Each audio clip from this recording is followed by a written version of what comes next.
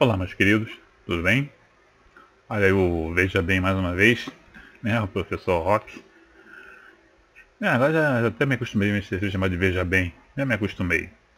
Bom, hoje nós vamos falar sobre som automotivo, a segunda parte, sobre divisor de frequência.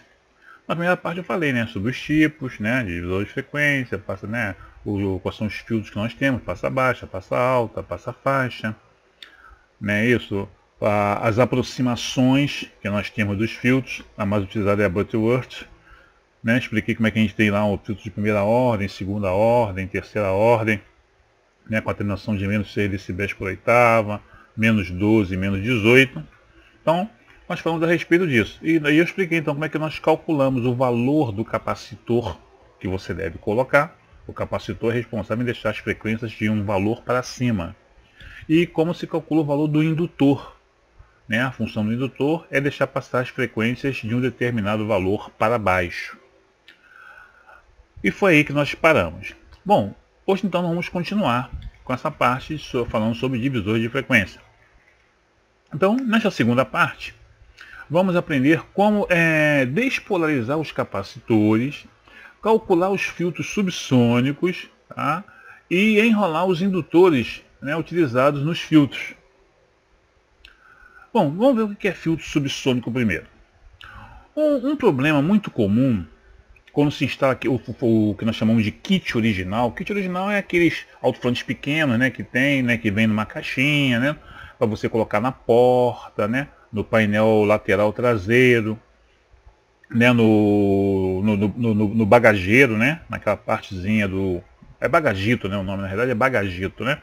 A parte de trás, né, quando quem tem carro hatch, né, até mesmo carro sedã, né, aqueles alto-falantes ficam atrás do banco traseiro. Então existem os kits, né, que são os alto-falantes, normalmente eles são de 5 polegadas, 6x4, 6x9, né, aqueles ovais. Então a gente chama de kit original. Então, um grande problema quando você instala esse kit original, quando você tem um som que ele abusa, né, de frequências muito baixas, né, principalmente quem tem aquele estilo musical, né, do funk, né, que usa bastante, né, os subgraves, há uma distorção causada, né, pelas frequências abaixo da frequência mínima que o kit é capaz de responder. Se você pegar o manual do fabricante, vocês vão ver que todo alto-falante ele tem lá um ranger, né, uma frequência mínima e uma frequência máxima de trabalho. Ele foi feito para trabalhar dentro dessa faixa. Teoricamente, os full ranger, né? Aí o full ranger entra, né? Os coaxiais, os triaxiais, tetraxiais. Antigamente não existiam os coaxiais, existia um que a gente chamava de alto-falante com difusor de agudos, né? Era um alto-falante grande e no centro tinha um cone menor, né? Que era o que a gente chamava de difusor de agudos. Aí depois então que foi criado então o kit, né, os coaxiais, os triaxiais, e hoje em dia já temos os tetraxiais.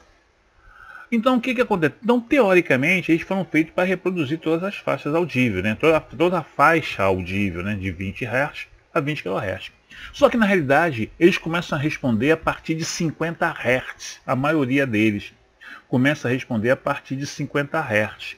Isto é, quando você abusa de músicas, né, de programas musicais que têm frequências abaixo de 50 Hz, né, 40, 45, 35, o alto-falante ele começa a distorcer, dá a impressão que ele está rasgando, né, que o cone está rasgando. Isso é porque ele está reproduzindo uma frequência, né, abaixo daquela mínima que ele é capaz de reproduzir com eficiência. Tá ok?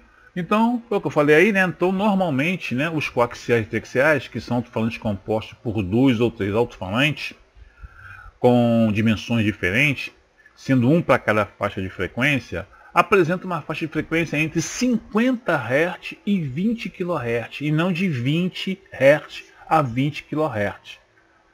Então, como hoje, né, a maioria das músicas usam e abusam das frequências abaixo de 50 Hz, né, que são os subgraves, esses alto-falantes geram uma distorção que dá a impressão que ele está rasgado, né, que o alto-falante está rasgado. que pode danificar ou reduzir a vida útil do mesmo, pode inclusive até queimar, né, a bobina móvel, né, que faz movimentar o cone, pode até queimar. Esse inconveniente ele pode ser minimizado com a instalação de um filtro subsônico. Tá? Você vai instalar então um filtro subsônico. O que é um filtro subsônico?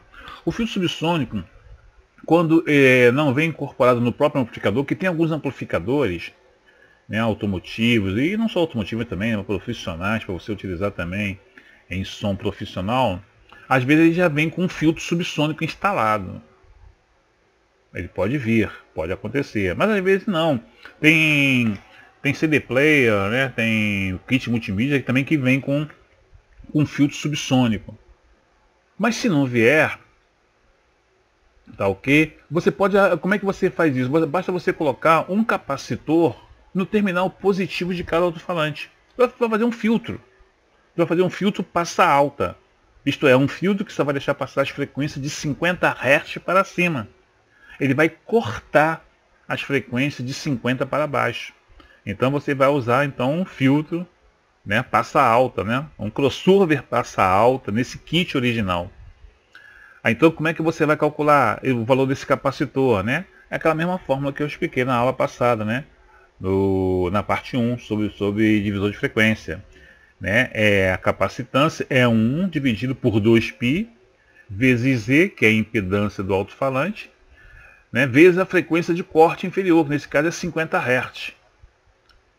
Bom, normalmente o alto-falante, o kit original é de 4 ohms, então você vai botar lá, né, 1 dividido por 2 vezes 3,14, que é o valor de π, vezes 4 ohms, que normalmente é a impedância do alto-falante, é isso, vezes 50, que é a frequência que você quer cortar. Com isso você vai achar 0,796 microfarads. Então esse é o valor do capacitor que você deve colocar para cortar essas frequências subsônicas. Agora é que vem a parte mais importante. O capacitor, para ser utilizado no som, ele tem que ser ou despolarizado, aí pode ser poliéster, pode ser de tântalo, né? E tem que ser despolarizado, tá ok? Ou então bipolar. Bipolar é aquele que não apresenta polaridade, né? Tanto faz. Né? Para ele sendo positivo ou negativo, ele aceita numa boa. Só que os capacitores despolarizados, tá? O valor máximo que você encontra comercial é 5,6 microfarads, os de poliéster. Mesmo assim já é difícil, normalmente tu acha até 4,7. 5,6 você até às vezes acha em uma ou outra loja. Os bipolares, aqui no Rio de Janeiro, você só acha até 22. Em São Paulo, né, você ainda acha até 200, 100, 200 microfarads. Mas normalmente o que você encontra com mais facilidade é até 22 microfarads. Só que você necessita de 766. Então o que você tem que fazer? Você vai pegar os capacitores polarizados, que é o eletrolítico, né, que é o mais usado. Só que o eletrolítico ele tem um terminal positivo e um terminal negativo. Como o som ora é positivo, ora é negativo, ele não é contínuo. Senão você não ouviria nada. Então ele tem uma variação, ele tem uma oscilação. Né? Não é uma senoide, não é uma onda quadrada, não é uma onda triangular, nem um dente de serra, mas é uma onda randômica. Parece um resultado de um eletrocardiograma, né? De um eletroencefalograma, aqueles risquinhos assim. Então, ele é alternado. Como o capacitor eletrolítico ele é polarizado, o que vai acontecer? As frequências, né, que tem polaridade positiva, passa. Aqui tiver polaridade negativa, não vai passar.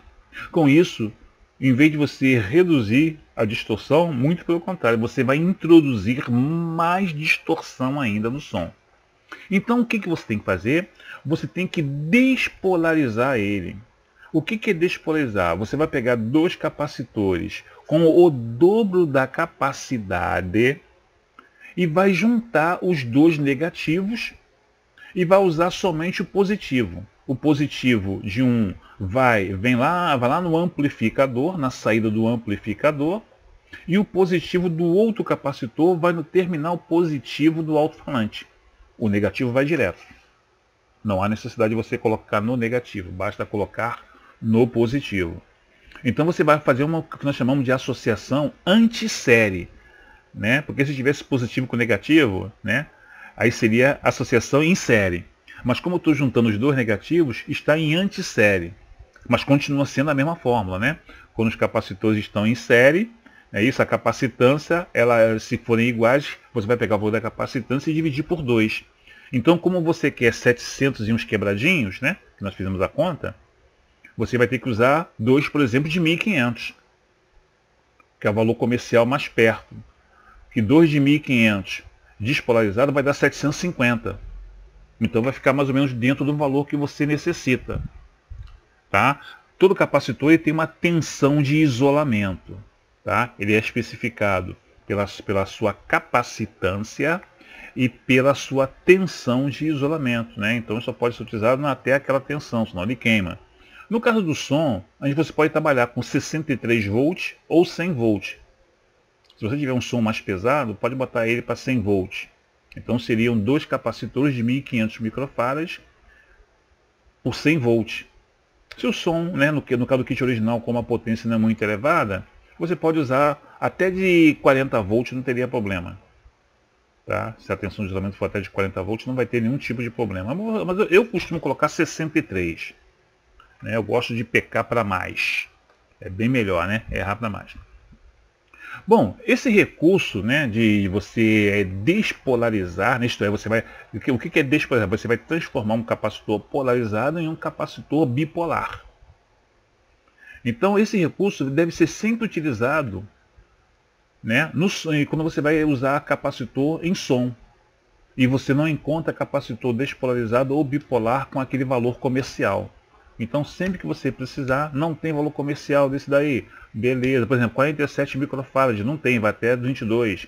Tu bota 2 de 100, que 2 de 100 vai dar o quanto? 50. Está perto de 47 microfarads. Não é isso? Ah, eu preciso de 22 microfarads, aí você já acha, bipolar. Mas se você não achar, você botaria 2 de 47. Tá legal? E assim sucessivamente. Tá ok, gente? Bom, então tá na observação, tá aí, né? Deu para notar que devemos escolher 2 capacitores com o dobro do valor da capacitância desejada. Tá, beleza? Ok, meus queridos. Então vamos lá. Bom, vamos falar agora sobre os indutores. Tá? Como eu falei para você, os indutores são aqueles, né, que deixam passar as frequências de um determinado valor para baixo. Tá, ok? Então mas só que na parte 1 eu ensinei como você calcula o valor do indutor. Quantos henries ele deve ter. Né? Capacitor é mole, você vai na loja e compra. Mas o indutor, nem sempre você vai encontrar um indutor pronto na loja com o valor que você deseja. Então você vai ter que enrolar, ou mandar enrolar. Né? Se você é daquele tipo que gosta de comodidade, você vai em qualquer lugar aí que enrole alto-falante, né? Que enrole transformador, bobina de alto-falante, né? E você pede então o cara para enrolar a bobina para você, ele faz isso. Tá? Mas eu gosto de eu mesmo enrolar, mesmo não tendo a máquina de enrolar, para ficar bonitinho, né? As espidas uma do lado da outra, certinha. A minha não fica tão certinha assim, a minha fica meio bagunçada, né? Mas funciona. Né? Você pode usar a máquina de furar, tá? Você pode usar a máquina de furar, bota o carretel ali, gira e você vai controlando o fio esmaltado ali para poder ficar uma bobina mais ou menos arrumada. Se você tentar enrolar na mão, vai ficar uma bomba. Tá? Vai ficar horrível se enrolar na mão. Bom, na internet você tem aí vários vídeos aqui dele ensinando você a fazer uma máquina dessa de enrolar a bobina. Tá beleza? Bom, então vamos agora. Então agora vamos aprender como enrolar os indutores, né? Que nós chamamos de bobina, né? Que todo mundo diz que é bobina, né? Mas não, o nome técnico mesmo é indutor. Do divisor de frequências. Após calcular o valor da indutância, temos que calcular o quê? O número de espiras. Bom, quantas espiras eu vou ter que dar daquele fio esmaltado? Aquele fio, né, que é isolado, né, usado em para enrolar ventiladores, né, motores, né, que a gente chama de fio esmaltado. Você vai usar essa fórmula aí, ó. N, que é o número de espiras, é a raiz quadrada de 10 elevado à quinta, que é um valor, né, que é fixo, vezes L, que é a indutância da bobina, que você já calculou, é em milihenries. L é o comprimento do núcleo que você vai utilizar, dividido por um ponto, por 1,257, também que é fixo esse valor, vezes a seção do núcleo. Então você vai escolher qualquer coisa para enrolar. Pode ser, por exemplo, tem que ser alguma coisa que não seja magnético, tá? Não pode ser metálico. Eu posso, por exemplo, usar um cabo de vassoura. Pegar um pedaço de cabo de vassoura, corto, vejo qual é a área, né, do cabo de vassoura, qual é a seção, vejo qual é o diâmetro, né? Aí divido por 2, acho o raio, multiplico, né, por R, né, que é πr ao quadrado. Vou pegar o raio, vou elevar ao quadrado e multiplicar por π para achar a área do cabo de vassoura e vejo o comprimento que eu quero, 2 centímetros, 3 centímetros. Pode usar um cano de água de meia polegada, né, também pode, um tubo d'água de meia polegada, um eletroduto. Pode usar um carretel de esparadrapo, né, aquele rolozinho de esparadrapo, esvazia ele, né, se tiver lá já um vazio, pode usar ele também como molde. E nas lojas de eletrônica também vende já esses carretéis, você compra, aí você vê. Tá, ok? Só não pode ser material magnético, tá? Tem que ser núcleo de ar. Bom, vamos supor que eu queira construir um indutor. Eu fiz lá meus cálculos. Ele deu 1,6 milihenries. Esse é o valor do indutor que eu quero enrolar. Aí eu peguei lá um carretel, né? E vi que esse carretel tinha 3 centímetros de diâmetro. Peguei lá um carretel, vi que ele tinha 3 centímetros de diâmetro. E tinha um comprimento de 5 centímetros. Né? Aí você calcula, né, qual é a área, né, do carretel, né? Você calculando, né, pegando o 3 dividido por 2, dá 1,5. Tá? Elevando ao quadrado e multiplicando por π, dá 7,065 centímetros quadrados. E meu núcleo tem 5 centímetros de comprimento. Tá, ok? Aí você vai lá, né? Bota na fórmula 10 à quinta vezes 1,6, que é o valor da indutância em milihenries, vezes 5, que é o comprimento do carretel, dividido por 1,257, né, que é fixo, vezes 7,065, que é a área do núcleo do carretel. Fazendo essa continha, achei quanto? 90 espiras. Vai dar quebrado, né? Mas a gente sempre arredonda para mais. Ah, deu 89, alguma coisa? É 90. Ah, deu 104, não sei o que lá, 105. Sempre arredonda para mais, nunca arredonda para menos, sempre para mais. Tá ok? Então você já sabe então que eu vou pegar um carretel com 3 centímetros de diâmetro e 5 centímetros de comprimento, vou enrolar 20 espiras do fio esmaltado, a minha bobina vai ter 1,6 milihenries. Só que agora você tem que calcular o quê? Qual é a seção? Qual é? Porque, na verdade o fio esmaltado é dado em bitola ainda, ele não é dado em seção. Os fios elétricos são dados em seção, milímetros quadrados, 1,5, 2,5, 4, 6, 10. Os fios de enrolar, né, em motores, transformadores, ainda é em AWG, né, American Wire Gauge. Meu inglês é horrível, né? Então ainda está em AWG. E AWG é o seguinte, né, o contrário da seção em milímetros quadrados. A AWG, quanto maior, é mais fino. Tá? Quanto maior o valor, porque o fio é mais fino. Então isso vai depender da potência do teu som. Do som que vai passar para os alto-falantes. Se você está usando alto-falante de até 50 watts, tá legal? O fio pode ser o de 24 AWG, não pode ser 26. Ah, posso botar 22? Pode, não pode botar menor do que 24. 24 é o mínimo. Se o som for de entre 51 e 100, 22 AWG, e assim sucessivamente. Tá beleza? Então você vai, conforme a potência aumenta, você tem que ir diminuindo a bitola do fio.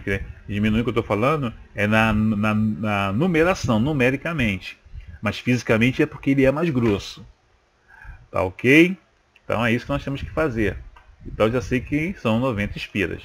Tá beleza? Então, sobre a parte 2 né, de divisor de frequência. Era isso que eu tinha que falar.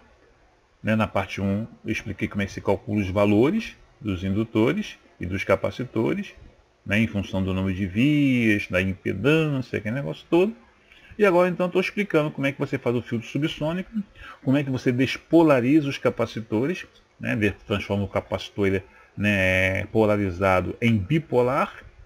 É isso, e falamos como é que você enrola a bobina, que vai fazer, né, os indutores que vão fazer lá o seu divisor de frequência. Tá ok? No próximo tópico, eu vou falar a respeito, vou te dar algumas dicas, né? Como é que eu tenho que fazer alguma upgrade no meu sistema elétrico quando eu instalo o som? Se eu tenho, como é que eu descubro se há necessidade de aumentar a quantidade de baterias, aumentar a capacidade do meu alternador? Que tem gente que enche o carro de bateria e esquece de ver se o alternador vai suportar carregar todas aquelas baterias. Não adianta encher de bateria se o alternador não consegue.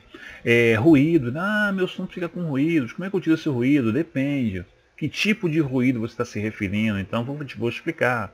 Se o ruído for tic tic tic tic tic, é de um jeito. Se for on, é um outro tipo de ruído. Você resolve de uma outra maneira. Então, dependendo do tipo de ruído, você vai ter uma solução. Tá beleza? Bom, olha só. Não se esqueçam de se inscrever no meu canal, né? Quem ainda não é inscrito, se inscreva no meu canal, né? Aperta aquele sininho, dá aquele like, tá ok? Eu agora tenho um segundo canal, que são as histórias do rock, né? Onde eu conto algumas histórias minhas, né? Aí já é uma parte mais, vamos dizer assim, divertida, né? Já é uma parte mais cômica, né? Aí eu falo como é que eu nasci, como é que foi o lance, né? Quando eu fui fazer, né, meu exame de próstata, né? Hoje eu inclusive vou gravar um vídeo, né, falando a respeito de medo de rato, né? Eu tenho medo de rato danado, vou falar sobre isso. Vou contar algumas histórias da época do quartel, da época que eu trabalhei, que eu era bancário, na época que eu era disc jockey. Então eu vou contar aí algumas historinhas, né, dessa época. Então vocês também curtam lá esse meu canal, se inscrevam lá no meu canal também, tá? No meu segundo canal, que são as histórias do rock. E se você for membro do meu canal, tá? Você ser inscrito é uma coisa. Agora, se você for membro do meu canal, você vai ter direito a algumas coisas especiais, tá? Alguns tipos de vídeos especiais que é só para quem é membro. Né? Dependendo do valor que você escolher, se é R$ 4,99, R$ 49,99, né? Se é R$ 99,99, dependendo do valor que você escolher, você vai poder fazer diversos cursos gratuitamente, vai receber inclusive o certificado, né? Fazendo esses cursos. Então, depois você vem lá, tá? Quem tiver interessado, se inscreva, que aí aproveita e dá aquela força aí pro Veja Bem, tá ok? Então o meu e-mail, né? Todo mundo já sabe aí, né? É lorival.rock@gmail.com. Meu WhatsApp é 21, né, 979043792. E o meu canal no YouTube é o famoso Professor Veja Bem. Tá ok, meus queridos? Então vejo vocês então, no nosso próximo vídeo semana que vem, que são as dicas importantes, né, que eu vou falar, para vocês ficarem sabendo aí. Tá ok? Então, meus queridos, um abraço, tá? E um beijo em todos.